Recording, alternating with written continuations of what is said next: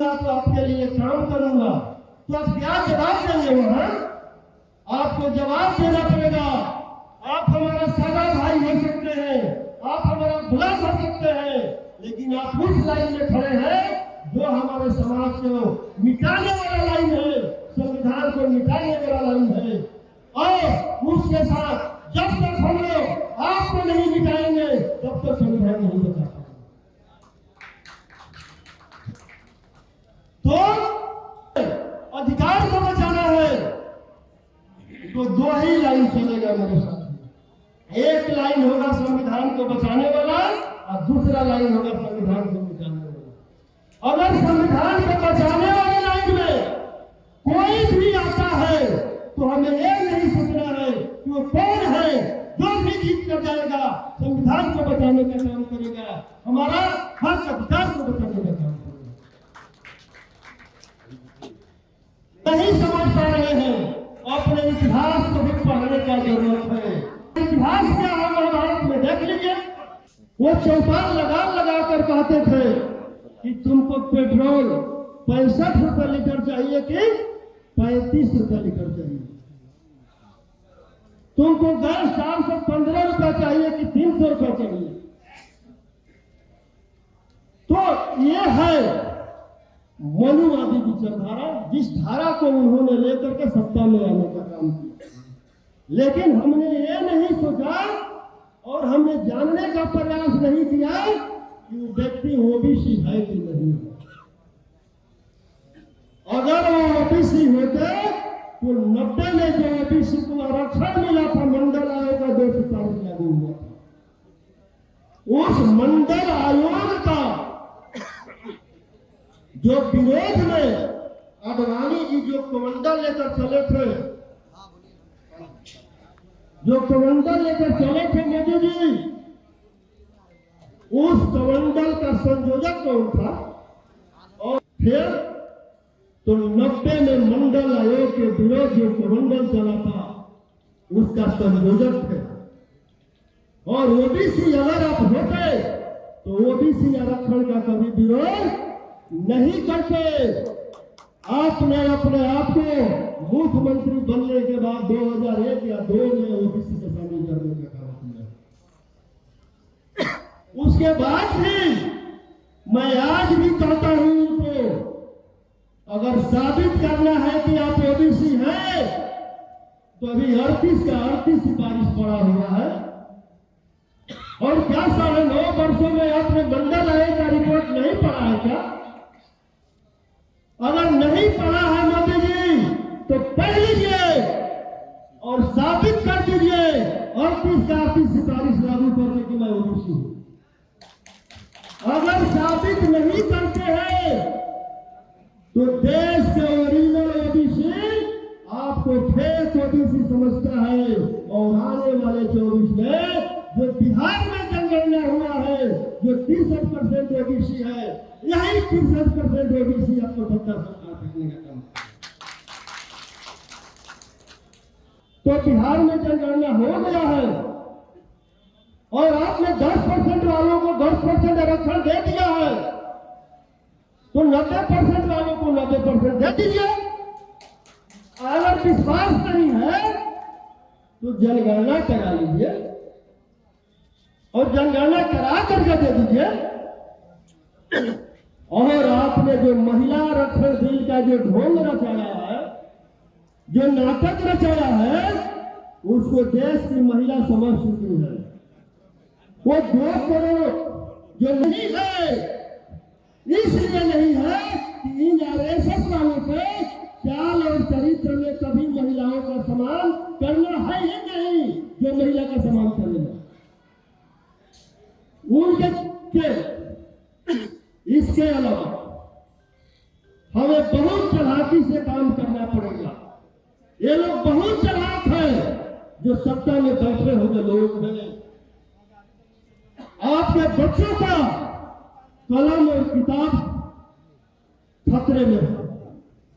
जब पूरे देश कोरोना से गुजर रहा था उस समय ये लोग नई शिक्षा नीति 2020 लाने का तैयारी कर रहा था। मनुस्मृति की बात, ब्राह्मण श्रेष्ठ है और श्रेष्ठ रहेगा। मैं पूछना चाहता हूं नारायण बीजेपी वालों से, अगर ब्राह्मण श्रेष्ठ है और श्रेष्ठ है और श्रेष्ठ है, अगर 3% वाला श्रेष्ठ है तो 97% के लोग क्या है? 97% वाले क्या है? फिर वही जो ये लोग पूरे देश में चर्चा चला रहे हैं कि अगर हम 24 में आए तो हिंदू राष्ट्र बनाने का काम करेंगे, हिंदू राष्ट्र बनाने का काम करेंगे। हिंदू राष्ट्र है क्या? हिंदू राष्ट्र का मतलब डायरेक्ट ब्राह्मण राष्ट्र है, और ब्राह्मण राष्ट्र का मतलब मनुस्मृति है, और मनुस्मृति में सबसे ऊपर ब्राह्मण, उसे थोड़ा सा नीचे कह लीजिए या नीच कह लीजिए, क्योंकि वो तो श्रेष्ठ है क्षत्रिय, और उससे भी थोड़ा सा नीच या नीचे वैश्य। ये वैश्य नहीं जो हमारे यहाँ का तेली, कलवार, हलवाई, सूरी, ये इस वैश्य का जिक्र नहीं है उसमें उस वैश्य का जिक्र है जो अडानी और अंबानी जैसे बड़े बड़े पूंजीपति हैं, वो वैश्य।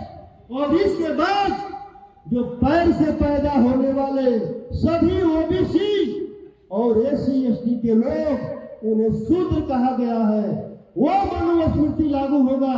आप समझ लीजिए आप कहा रहे हैं, और इसने पूरी तैयारी कर चुका है। उसी नई शिक्षा नीति 2020 के तहत एक कानून और लाया है, लेटरल एंट्री, जिसके द्वारा डायरेक्ट संयुक्त सचिव बनाया जा रहा है। लगभग 400 संयुक्त सचिव बनाने का काम किया, उसमें एक भी ओबीसी एससी एसटी के लोग नहीं। उसी प्रकार अगर 24 में आ गए तो क्या लगता है, अगर मनुस्मृति लागू हो जाएगा तो मनुस्मृति में वोट देने का अधिकार है, चुनाव लड़ने का अधिकार है, तो डायरेक्ट वहां से डिफ्यूज होगा कि इस पंचायत का मुखिया फलना तिवारी को दिया जाता है, उस पंचायत का मुखिया फलना दुबे को दिया जाता है, उस प्रखंड का प्रखंड अध्यक्ष फलना चौबे को किया जाता है। उसका प्रमाण है आज भी अयोध्या में जो राम मंदिर बन रहा है, राम मंदिर बनवाने में पूरे बहुजन समाज के लोगों ने अपना खून पसीना से मतलब खींचा, लेकिन जब ट्रस्ट बनाने को हुआ, वो 9 सदस्यीय ट्रस्ट बना है, और उस 9 सदस्यीय ट्रस्ट में 8 ब्राह्मण है। अब क्षत्रिय देते रहे उनका साथ, क्षत्रिय भी एक नहीं है, राजपूत समाज के भी इस ट्रस्ट में एक भी नहीं। मतलब वो भी साबित कर दिया कि 3% ही श्रेष्ठ है। मानववादी विचारधारा कहता है कि कोई भी चीज को मानने से पहले अच्छी तरह से जान लीजिए, लेकिन मनोवादी विचारधारा कहता है जानने का जरूरत नहीं है, जो कहता हूं चुपचाप मान लीजिए। तो देश के 80 करोड़ जनता के हाथों में मोदी जी कटोरा नहीं थमाए होते, जो कहते हैं, एक तरफ कहते हैं कि भारत विश्व गुरु बन रहा है, और दूसरे तरफ कहते हैं कि मैं 80 करोड़ गरीब भारतीयों को मुफ्त में अनाज देता हूं। एक कैसा भारत बनाना चाहते हैं मोदी जी? आपने तो 80 करोड़ भारतीय को हाथ में कटोरा थमा। जब मोदी जी उस समय चुनाव प्रचार कर रहे थे, उन्होंने घूम घूम कर कहा करते थे मैं 11 साल की उम्र में घर छोड़ दिया, और मोदी जी का जन्म है 1949 का। 1949 और 11 कितना हुआ? आप लोगों से पूछना चाहता हूं। इसके बाद उन्होंने कहा कि मैं 35 साल भीख मांगकर गुजारा किया। कितना हो गया? उसके बाद कहा कि मैं ट्रेन में चाय बेचा और प्लेटफार्म पर चाय बेचा। कब बेचा? कब बेचा? उन्होंने कहा मैं ओबीसी मां का बेटा हूं और पूरे भारतवर्ष के ओबीसी ने उनको सीने से लगा लिया कि इससे बड़ा ओबीसी का हितैषी नहीं हो सकता। क्योंकि उन्होंने कहा था कि मैं प्रति वर्ष 2 करोड़ युवाओं को रोजगार दूंगा। सोचने का विषय है। अगर नहीं सोचे तो आप अपने बच्चों के आंख में आंख मिलाकर बात नहीं कर सकते हैं। आप समझिए कि जो इस तरह का बात उठाया उनके साथ मनुवादियों ने कैसा कैसा प्रचार करने का काम किया। मैं उस महान व्यक्ति का बात करता हूं जिस महान व्यक्ति ने हमारे लिए एक नारा दिया था, 100 में 90 से सिख है, 90 भाग हमारा है।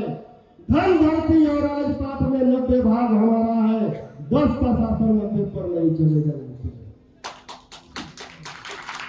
उस अमर शहीद जगदेव प्रसाद का बात करता हूं। मैं पूछना चाहता हूं 90% के अमर शहीद जगदेव प्रसाद के लोगों से, क्या उनके रगों का खून पानी हो गया है? अमर शहीद जगदेव प्रसाद का हत्या करने के बाद उनके मुंह में लोगों ने पेशाब करने पर दोबारा आने देने क्या? ये सोचना पड़ेगा।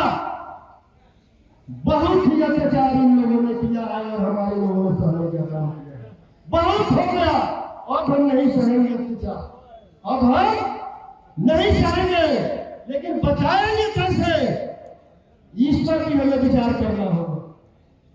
क्योंकि उसकी संख्या तो मात्र 3% है। उसकी संख्या तो मात्र 3% है। हम 97% के लोग हैं। हम 97% के लोगों को एक बात मतलब कि हमें सोचना पड़ेगा कि देश में 2 ही लाइन चलेगा। एक लाइन होगा संविधान को बचाने वाला लाइन और दूसरा लाइन होगा संविधान को मिटाने वाला लाइन। और हमारे ही 97% के लोग उसके साथ जुड़े हुए हैं। हमारे ही समाज के बहुजन समाज के नेता कहते हैं जगदेव बाबू का सपना तो पूरा होगा। वो जगदेव बाबू का लड़ाई का परिभाषा ही चेंज कर दी। उन्होंने कहा कि प्रधानमंत्री पिछड़ा है, राष्ट्रपति 90 का है, अक्सर राज्यों का मुख्यमंत्री 90 का है। मैं चाहता हूं, पूछना चाहता हूं आप लोगों से, क्या जगदेव बाबू ने जो सपना देखा था वो सपना क्या पूरा हो गया? क्या हो गया? कैसे होगा? जगदेव बाबू ने सपना यह भी देखा था कि धन धरती और राजपाट में भी 90 भाग होगा। और उसे हम कैसे मिटाएंगे? हम कैसे 24 में समाप्त करेंगे? क्योंकि हमारे बहुजन समाज के हमारे 97% के लोगों के बीच लोग उनके साथ जुड़े हुए हैं। और 45,000 डिग्री कॉलेज अपने भारत में है।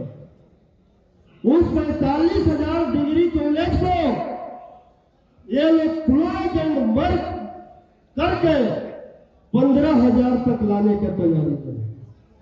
15,000 तक लाएगा और खुलेगा अडानी और अंबानी का बड़े बड़े यूनिवर्सिटी जो गुरुकुल कहलाएगा।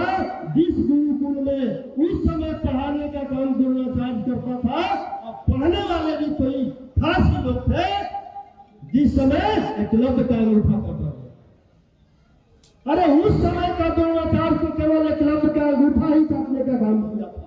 लेकिन आज जो सत्ता में बैठा द्रोणाचार्य है, पूरे बहुजन समाज के बच्चों को पूरा हाथ का हाथ काट चुका है। पूरा हाथ का हाथ काट चुका है। आपका संविधान खतरे में है। आप कैसे बताएंगे संविधान को? मैं आपसे पूछना चाहता हूं, इसमें से कितने लोग हैं जो संविधान का लाभ उठा रहे हैं? थोड़ा हाथ उठाएंगे।